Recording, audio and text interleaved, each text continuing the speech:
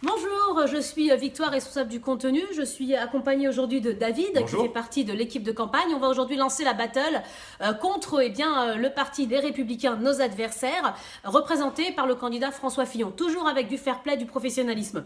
Donc ce programme de monsieur François Fillon nous laisse un peu perplexes, moi et David, pour la simple et unique raison qu'on a l'impression qu'il est resté dans un état absolument embryonnaire, qu'il n'a pas été développé. Une trame intéressante, mais pas de développement particulier. Donc un programme doit être soit visionnaire, ou d'apporter une vision, soit technique. Il est ni l'un ni l'autre. Première partie, compétitivité. Il nous explique simplement qu'il y aura un allègement des charges sociales et d'impôts de production de 25 milliards d'euros, David. Cependant, il n'apporte pas d'indice ou de repère à cela. Pour expliquer aux gens qui nous regardent, quand on vous donne la prévision de la taille de votre enfant dans quelques années, c'est une information. Mais si David, je te rajoute le poids de cet enfant, son poids en kilos, eh bien tu vas avoir une vision, un profil de à quoi est-ce qu'il va ressembler. Eh bien là, on a simplement un chiffre qui aurait pu en être un autre, 35, 45, 25, 10, 15.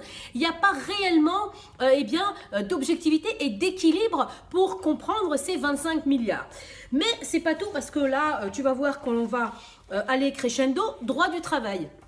On a une particularité puisqu'il décide de revoir le dialogue social, la refonte à travers effectivement pour aller vers une refonte du code du travail et de la flexibilité des contrats de travail. CDI, CDD permettent aux entrepreneurs de s'adapter et d'adapter le mouvement de la production avec les contrats de travail. Cependant, ce que nous dit ce programme, c'est qu'il aura une grande réunion avec les partenaires sociaux en août 2017 s'il est élu, mais par contre on n'a absolument aucun élément de détail, de construction de ce futur code du travail et encore moins des éléments de détail sur cette flexibilité des contrats de travail. Ça veut dire qu'ils vont démarrer, David, les discussions à un seuil très très bas. Ça veut dire que ça va prendre un temps infini. On va retomber dans la discussion qui remonte depuis les années 80. Donc là aussi, un flot absolument total.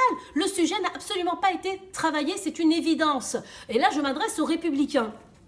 Troisième point également, l'assurance chômage. Alors là, on monte encore un peu d'un degré. Assurance, chômage et formation professionnelle. Et bien là, ils vont supprimer, alors pour les personnes qui souhaitent entrer en formation, ils vont supprimer le CPF et le CIF. Dorénavant, on aura un capital formation. Donc ça veut dire que n'importe qui souhaite entrer en formation peut le faire. Cependant, cette éligibilité qui permettait de rationner, qui permettait d'aménager le financement et la trésorerie ne sera plus là. Ça voudra dire simplement qu'il faudra systématiquement alimenter de façon régulière ces organismes payeurs au centre de formation. Et donc, ça veut clairement dire qu'il y aura un déséquilibre structurel qui est clairement établi dans cette mesure.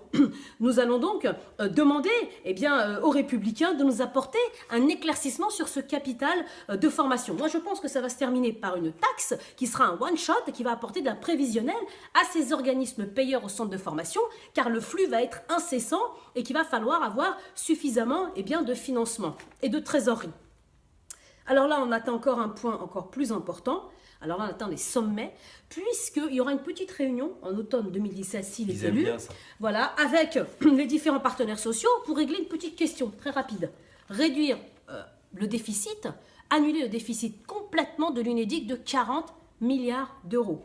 Là non plus, on n'a pas l'ombre d'une piste, absolument aucune forme de détail sur la construction réelle de ce redressement de cette dette. C'est absolument incompréhensible. Mais qui va payer ? Alors là, on n'a ça absolument pas. 40 milliards de façon complète, c'est écrit. Pas à demi, pas partiellement, non, complet, totalement durant son quinquennat. 40 milliards d'euros de l'UNEDIC avec 6 millions de chômeurs. Donc voilà effectivement la perspective du programme de François Fillon. Donc clairement, les Républicains, ce programme, il n'a pas été travaillé. Donc on le sait, on vous soupçonne d'avoir récupéré quelques petites pièces du programme de 2012, d'avoir rafistolé et les autres éléments n'ont pas été travaillés. Mais c'est pas fini, Victoire. Est-ce que tu sais ce qu'ils veulent faire sur l'emploi des jeunes ? Non, absolument pas. Alors là, c'est surprenant. Ils veulent réinventer l'orientation. Ouais, c'est sympa. Oui, mais réinventer l'orientation, ça veut dire quoi ? Bah, écoute, si tu lis le programme, moi personnellement, j'ai pas réussi à trouver. Par contre, ils veulent réinventer l'orientation, mais ils savent déjà comment ils vont le financer. Comment ils financent ? Alors c'est là où ça va te faire sourire encore, parce que maintenant, à force de regarder les tutos que tu fais sur tous les programmes, alors là, c'est drôle. Ils renvoient la patate chaude. Mais tu sais à qui ? À qui ?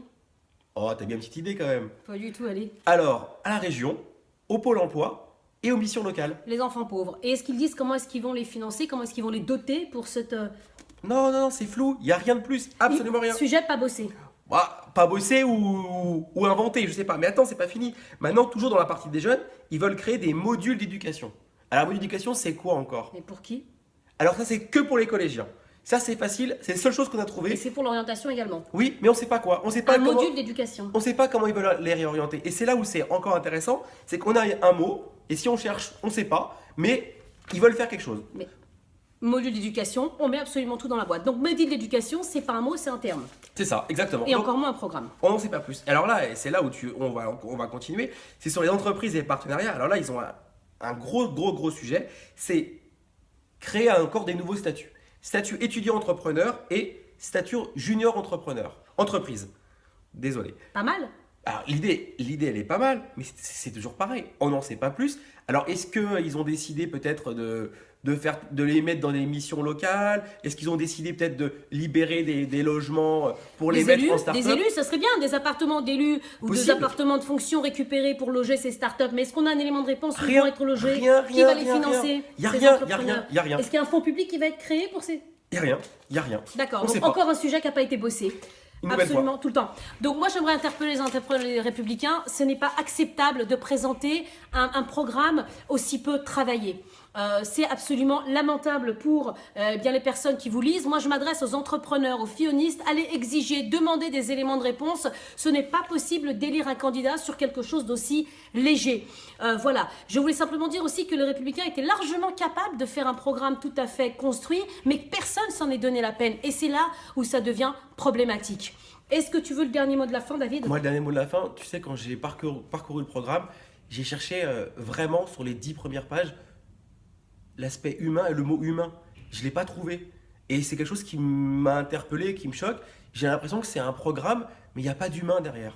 Alors, c'est ça la différence, tu as raison de le dire, entre un ultra-libéral capitaliste sauvage, représenté par le candidat des Républicains, et un libéral qui est hyper punchy et qui a effectivement cette dynamique et qui apporte la dimension humaine dans son programme. Donc, Emmanuel Macron est tourné vers le capitalisme et le libéralisme, mais mesuré à la dimension humaine. Et c'est là où effectivement la différence, elle se fait entre les deux. Donc, les Républicains, vous avez perdu des points, et là, on marque 1 point et 0 pour les Républicains. Donc, à charge de revanche, on vous attend. À bientôt. Au revoir.